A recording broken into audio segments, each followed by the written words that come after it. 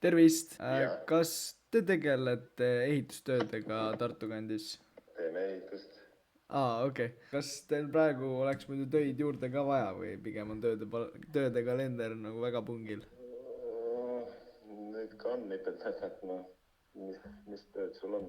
Ma ei tea, oleneb, mis töödega te tegelete selles mõttes. No põhimõtteliselt kõigega. Ja te teete alltöövõtjana või Ei, erakliendiga? teeme ise eraldi teeme. Okei, väga lahe.